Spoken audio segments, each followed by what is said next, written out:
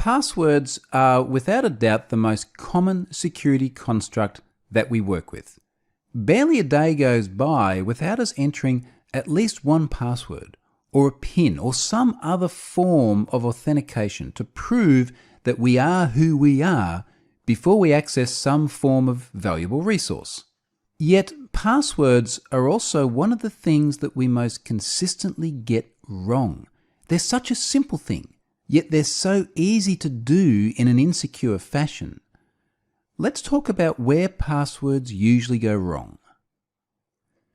Most people probably know how they're meant to create passwords, but let's just recap briefly here before we move on and create some strong passwords. And I'm going to give you some good techniques to do that.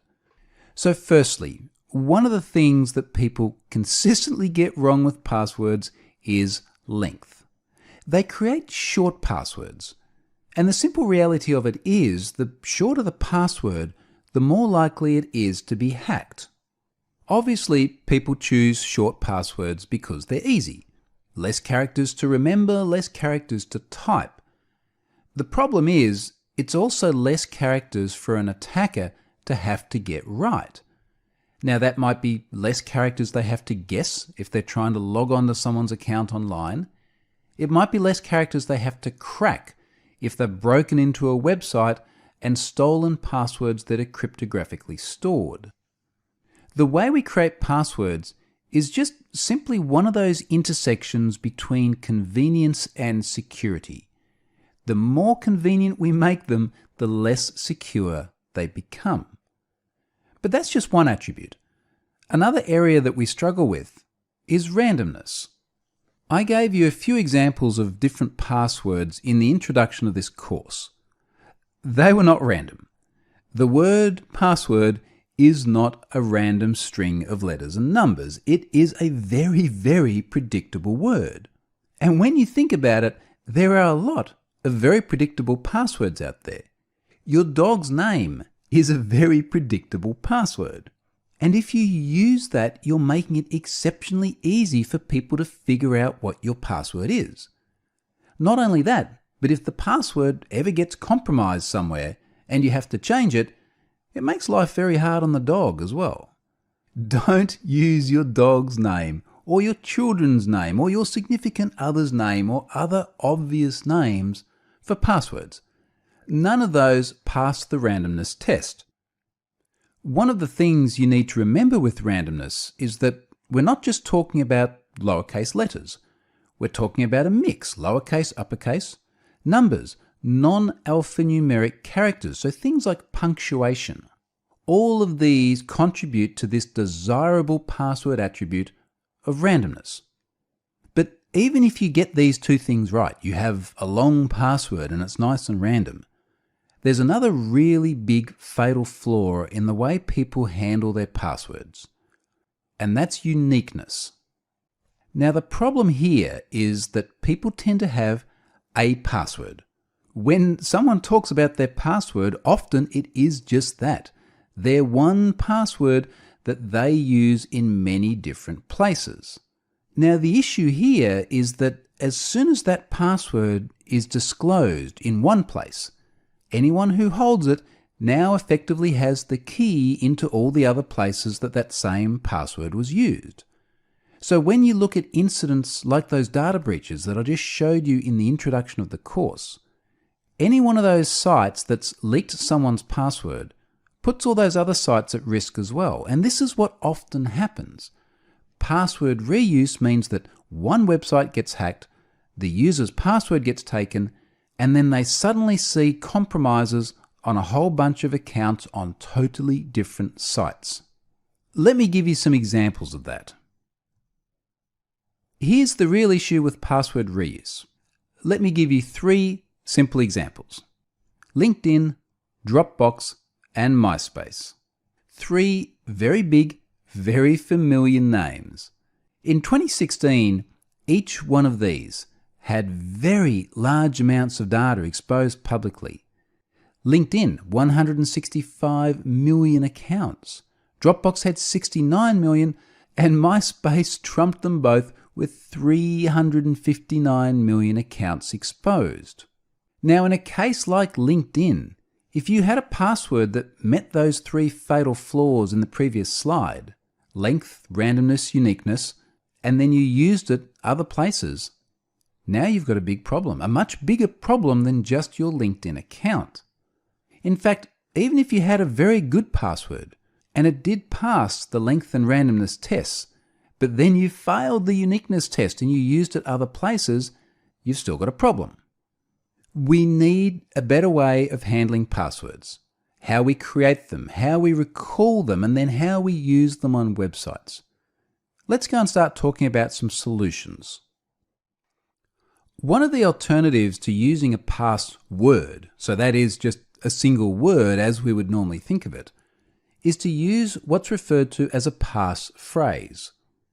So for example, instead of using the password or the dog's name, what if you used a phrase like this? What's Roger got for dinner? It doesn't have to make any sense. It just has to be something that you can use as a way of identifying yourself when you log on to websites.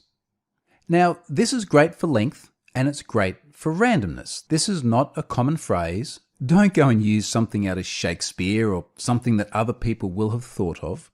But it may not necessarily pass the requirement that many websites set forth. So for example, it doesn't have any numbers. It is actually a very good password, even without them, but it might not be enough to satisfy the requirements on the site you're using.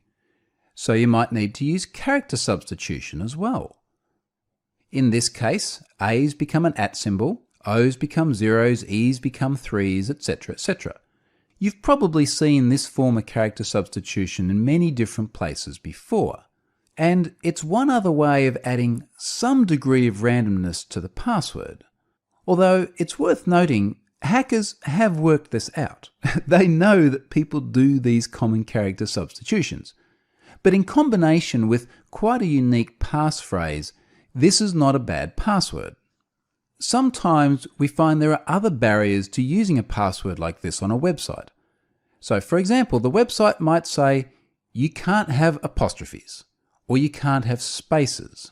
So we could always manipulate this phrase and turn it into an acronym, something like this. This is still a 10-character password with a good mix of uppercase, lowercase, non-alphanumeric characters. It would satisfy many requirements of a password. Perhaps it might fall down in some places for not having a number.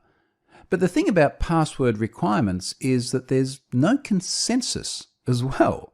So trying to create a good, strong password on a website can become a bit of an exercise of trial and error.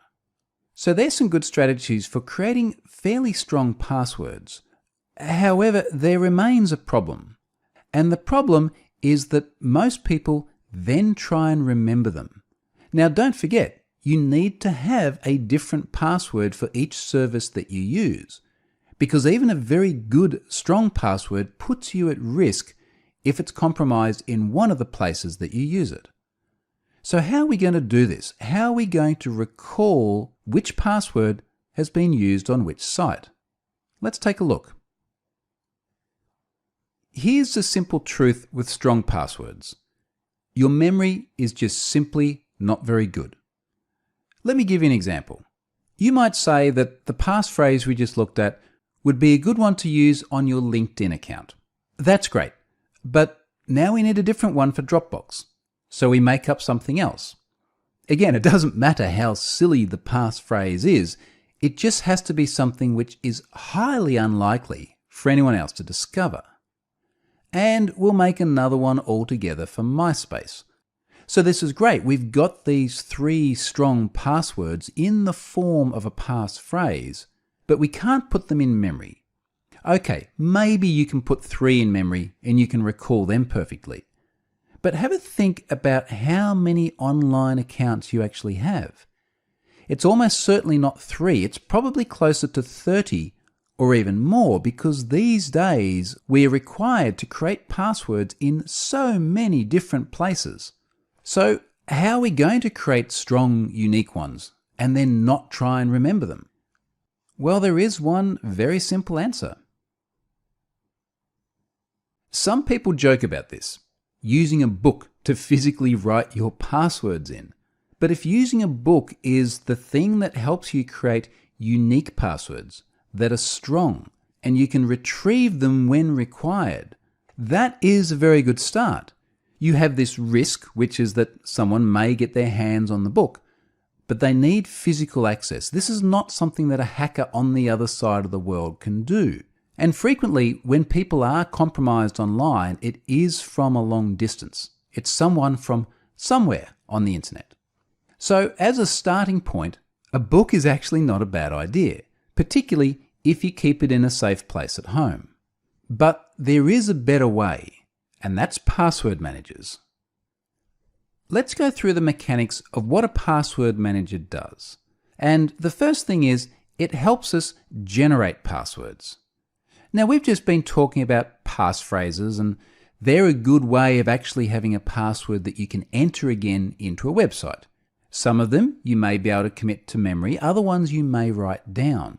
But the whole premise of having a phrase is that it's something that our human minds can work with. When we move towards a password manager, we no longer have that constraint. So we can start to talk about generating genuinely random passwords. So for example, let's generate something with a length of 20 characters. Within those 20 characters, let's have 3 digits. And then we'll also have 3 symbols. If we were to generate genuinely random passwords using those criteria, we'd end up with things like this. These are very good passwords. They definitely pass the length test. They're also random and they're also unique. So the only problem we've got now is, how do we actually recall them? Well, this is really at the heart of what a password manager does, because we're going to take those passwords and encrypt them with what's referred to as a master password. So the master password is the one password that you actually need to remember. It's probably not going to look like one of those 3 passwords we just saw. It's going to be a passphrase or some other form of strong password that you can commit to memory. But you're only committing that one password to memory. And by doing so, you have the key to encrypt and decrypt every other password that you generate. Now, when you do that, the password is stored within a vault. Different password managers have different words for it, but for all intents and purposes, it is just an encrypted collection of your passwords. Crazy passwords, passwords that you would never be able to remember yourself, but now you don't have to because the password manager looks after it. Of course, you need to protect that master password very, very carefully because that's the thing that will get you access to every single other password. But so long as you're using a reputable service and you've got a strong master password, password managers are enormously effective, and they're the best mechanism we have today for dealing with the reality of how we need to create and protect our passwords. Now, one more thing on passwords. Don't forget just how many places you have them. So for example, you have a password to unlock your phone. It may be a PIN, it may just be numbers, but it's still the same premise. It's still something that only you should know. If your phone isn't protected, we'll come back and talk about that a bit later on in the course. You should also have one on your PC, because you don't want anyone else just to be able to sit down at your PC and access all of your personal information. You don't want someone else in your house to be able to do that. You don't want someone who may steal your PC to be able to do that either. So passwords are pretty critical on a PC. Even your wireless network. Most of us have a Wi-Fi network at home now. Make sure you have a password on that, because you don't want a situation where someone else comes and logs on to your network and accesses your personal content and your internet connection. Your Wi-Fi password protects your entire network. And just like with the PC and the phone, we need to aim for these attributes of long, random, and unique passwords. So that's some password fundamentals. Let's now move on and talk about website security.